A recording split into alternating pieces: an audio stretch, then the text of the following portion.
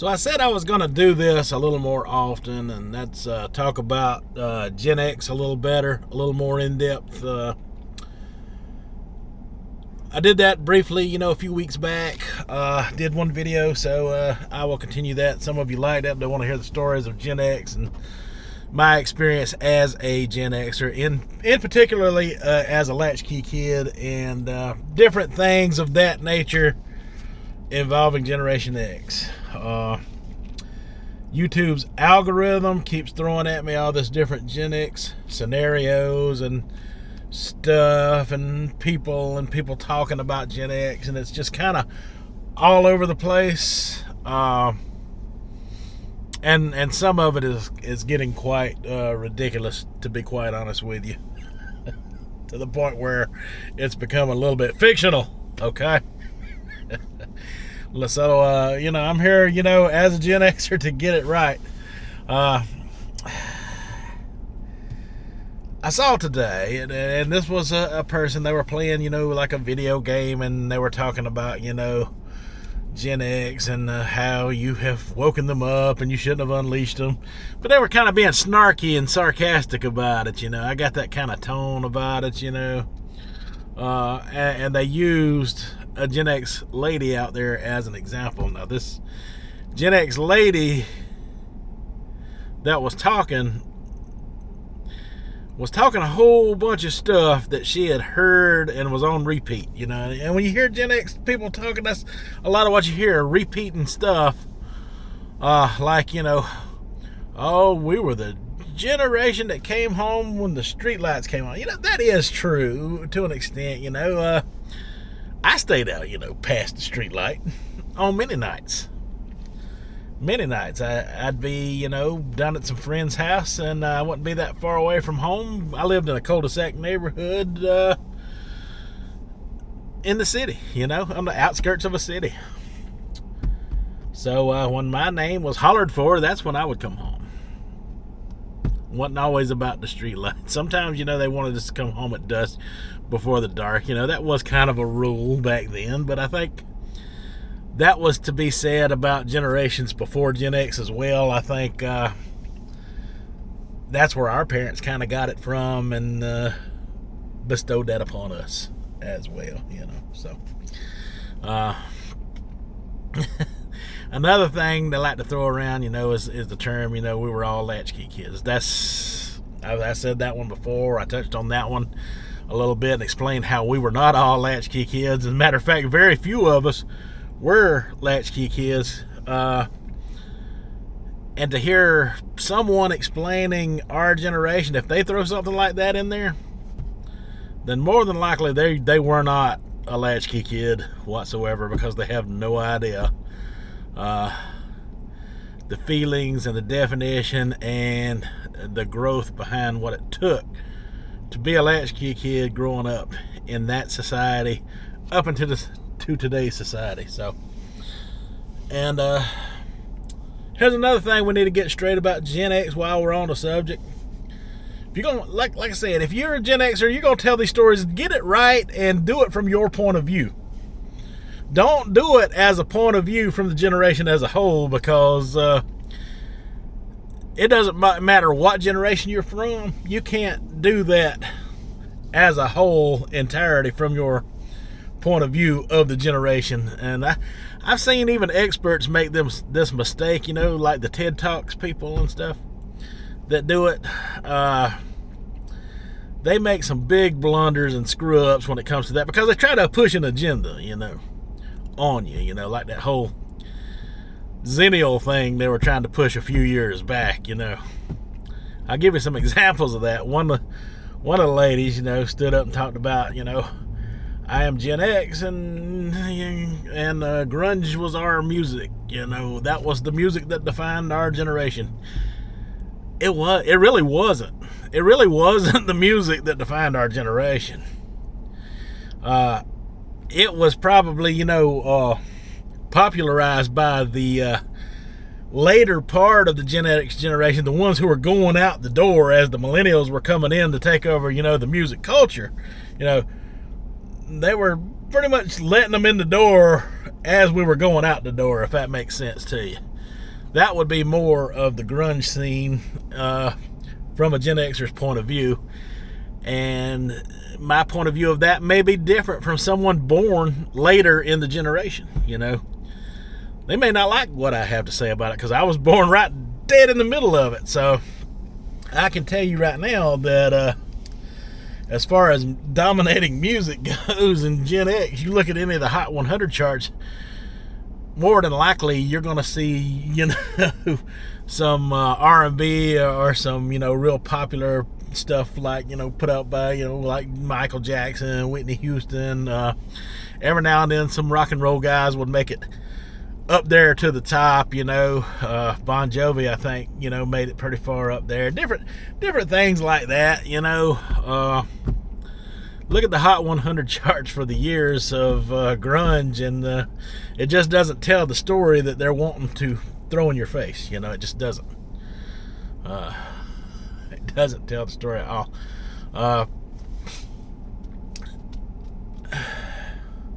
So with that being said, people get it wrong. Like another of the ladies that was in the talks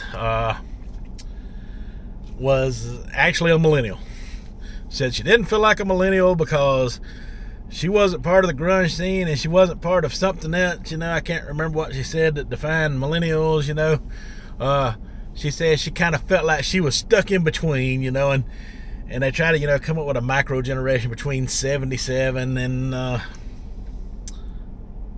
85, 86, somewhere around there. But that's ridiculous, And to get people to follow along with that kind of mentality, you gotta have a really sheep mentality, a sheep mind. And she knew exactly what to say. Oh, we were the Oregon Trail kids. If you played Oregon Trail on a computer at school, you're a Zennial. And the people in the comments are like, bah, I'm a Zennial. I played Oregon Trail. Listen, don't let nobody don't let nobody tell you stuff like that. I mean, if you were Gen X, you were Gen X. I don't care if you were born in the very last year. Whatever culture was happening at the time was a part of, what it was going on between Gen X and millennials at the same time. There's a growth period like that between every generation. It happened with the boomers and us, as we were getting along into, our years of things. So if you really want to look at the culture of a generation, you got to go to the middle of it.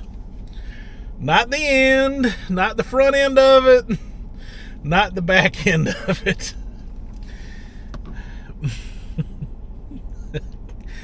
How ridiculous is that, right? How ridiculous is that? So if you really want to get into the Gen X and what the cultural scene was like, you got to go to the middle of it, So what was Gen X? I think it was, 65 was the first Gen Xers? 65, I think, Well, I was born in December of 71, so almost 72, so I was right dead in the middle of it. I had two sisters that were about 5 and 6 years older than I was. So we used to go to the skating ring, I was little, they had a little kid section at the skating ring when I was old enough to go with them. I got to see them in their teenage years and the kind of music stuff they listened to. I remember roller rinks were still a big thing back then, and my sister having disco skates, and disco was like a big thing in the late 70s, and also at that same time you had bands like Kiss and Van Halen and stuff like that coming out in the late 70s,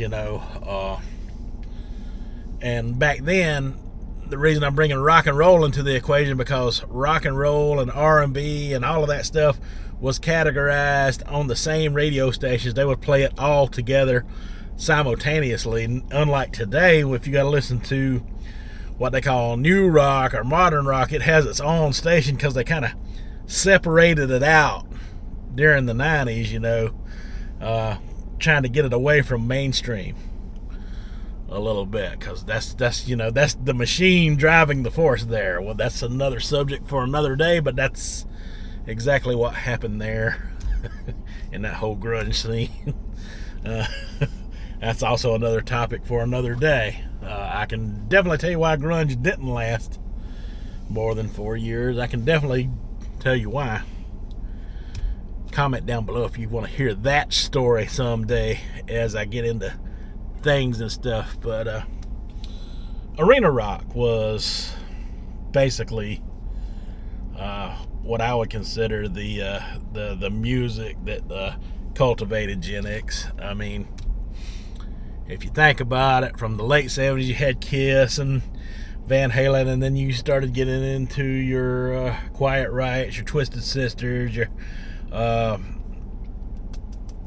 Def Leppards, and then on toward the end you got into your Guns N' Roses, you got into your later bands like Poison, like Skid Row, and they were a good band. This was me in my teens. This was me in my teens. Those had a heavy influence on me. So I'm speaking from my point of view as far as music, culturally, how music drove me.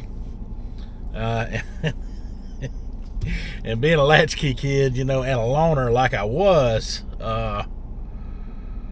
because, if you got siblings, that are sisters and you're the only boy, and they're 5 and 6 years older than you, then, basically, even though you grew up together, you weren't together, You were definitely not together. You definitely had separate interests and issues that followed you.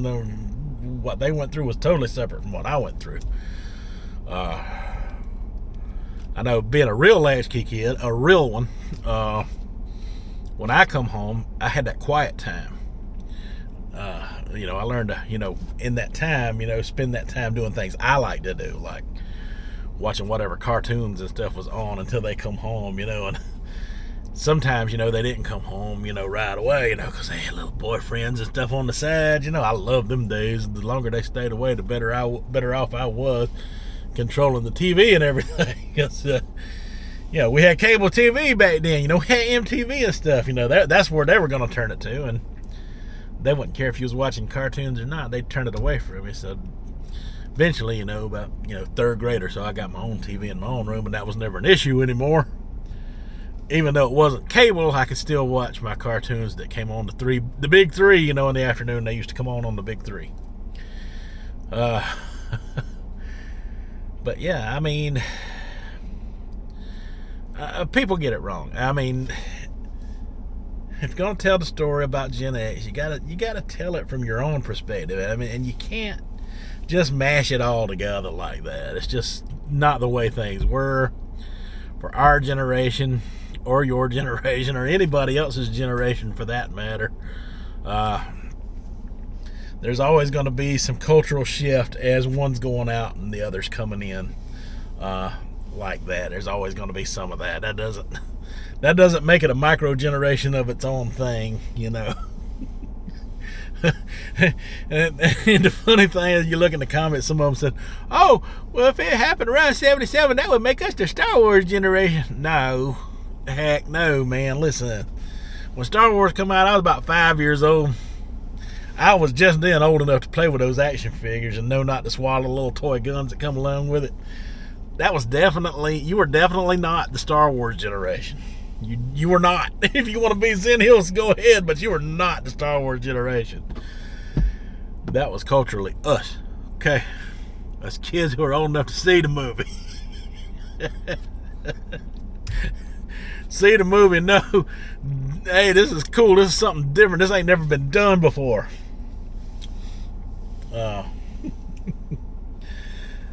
Yeah, that just it just aggravates me that so many people just, get it all jumbled up and confused and bunch it together like it's one big ball of everything at once. And it just was not that. It just wasn't that. You had your preppy kids who were coddled and, were car riders, Didn't have to ride the bus because mommy and daddy brought them back and forth to school in my generation. Those are the real ones out there that are trying to convince you, hey, I was a latchkey. We're all latchkey kids. Yeah, right. Some of you know you wasn't allowed out of the house with people like me.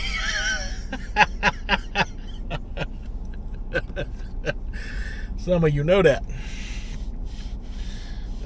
But there were a lot who were, and even they weren't latchkey kids, but they were still on the same level, that we were. We'll just say they had a lot of freedoms when they come home. Even though they had a parent at home, they had a lot of freedoms, the same freedoms I had as a latchkey kid. So there's nothing that special about being a latchkey kid to the point where, we all got to consider us some kind of badass latchkey kid. It's just not that way. It's more like, being a latchkey kid, you learn to be independent, a lot sooner than most. And you also learn what to stay away from more than most. I know I grew up in a church as well, and the church I grew up in was, up toward the city of Greenville, where my grandparents and stuff lived, where my parents grew up. Those kids in that church, they were a little on, the better off side of things than I was. Let's just say that. At least they seemed like they were to me. A little more preppy, always in a hurry to grow up too. I mean, like, seriously in a hurry to grow up. So, like, when we in the 5th grade, I can remember going with those kids to the church, because we're still in grammar school at the time. We went to arcade. We was all playing these arcade games together. This was one year, right? And we was having fun and playing these arcade games, all getting along. And then, like, the next year, they was all preppy and grown up. They was too old, when they hit the 6th grade and 7th grade.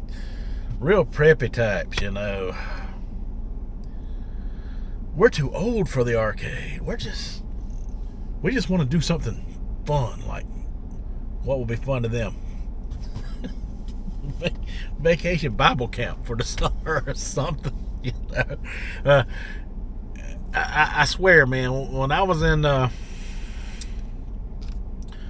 and 5th grade, we had a Sunday school teacher up there, and he owned some seafood restaurants. I'll never will forget him. Best Sunday school teacher we ever had. He'd take us to Six Flags over Georgia. He did it 2 years in a row. Took the entire Sunday school classes there. We got turned loose in Six Flags. We didn't have to stay in a group. We got turned loose in there with money and rides and spend the whole day. And we had meetup times, is what we had. Meetup times, So we went from that to having that kind of fun to everything's got to be about Bible camp. So me and this other kid that went there, is kind of, more on my level. We just neither one got along with that type of thing, and we just kind of done our own thing and still stuck to the arcades and the skating rings and the stuff like that. When they do stuff like that, we just wouldn't go. We just kind of shied away from that group. It just wasn't our cup of tea. We just weren't ready to grow up at the age of 12 and 13. We wanted to be kids still and free and have fun.